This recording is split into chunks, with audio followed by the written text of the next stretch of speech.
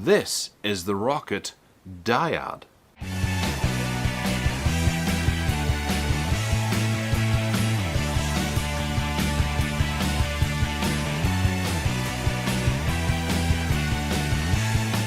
Roccat, or Roccat, have sent over the Dyad, reinforcement cloth gaming mousepad.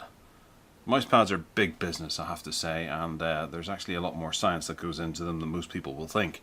For example, here it shows that there is reinforced steel backing in here, non-slip backing so it sticks to the table, precise cloth surface, and it's ultra thin at only 1.5 millimeters, and then the size of the whole thing there for you to work out whether or not this would fit on your desk or not.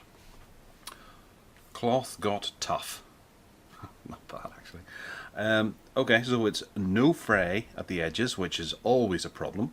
Precision and control, reinforced steel core, over 80 mice field tested. I don't know if I brag that because there's millions of mice, but we're going to be testing it with Roccat mouse as we have one right here, and then rubberized backing. Round on the back we have some more science for you. Precision cloth surface, reinforced steel core, blah blah blah blah blah. There's a list of mice that this has been tested with. Roccat, Razor and the Steel series, along with the Logitech G series.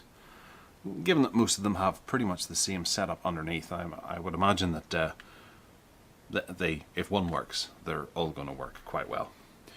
And we have our engineer down the bottom there, who's given a bit of thumbs up to how they've done this. Okay, so let's get it out of the packaging and see how it looks. Oops.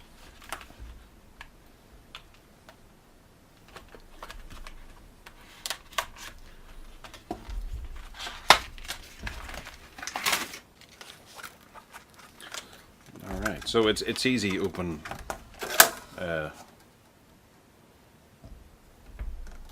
packaging, which is kind of nice.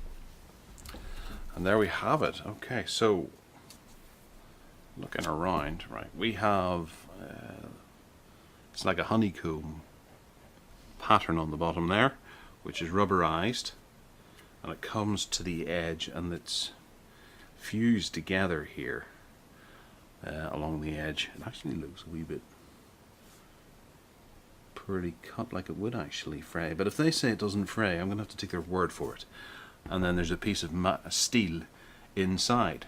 So we set her down, and I guess the first test is that it does move a little bit, but not much. That's me trying to move it. And it's black, and it has the branding there. Certainly doesn't look like £25 worth right there and then, but if we take a mouse, for example this one, and put it on there, it glides about quite well. Yeah, it's smooth. Obviously this has 5 plastic surfaces that react well, and that's pretty much the way that most mice have.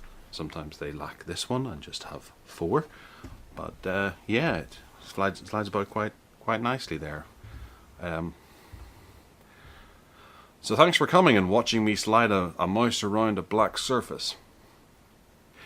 But it's all down to the look and feel. Obviously this is a gaming brand, so gamers are going to be the ones that make their choice as to whether they go with this or something from Razer or another gaming company. And whenever this works out to be just that little bit cheaper, you can see I can see people actually going as far to pick this up, because it is actually kind of nice. The white line along here is a little bit off-putting, but then that's where it meets the bottom, and the two are fused together with the steel, so there's like a little 2 millimeters worth of overhang of material beyond the steel part. But for the quality of the material, it's actually quite nicely made. It is It's not the highest quality that they could have had. They could have had a bit beating or whatever around here just to give it a slightly nicer finish. But I guess that's maybe what you'd expect from a £50 mouse pad, which you can buy on Amazon. But for £25, with a matching mouse as well to go with it, which is another 50 odd quid, £75 for this whole bundle, that's not too bad, considering what some people do pay for gaming hardware. So if you have any questions, let me know down below. Hit that subscribe button, give us a thumbs up if you fancy, and other than that, take care.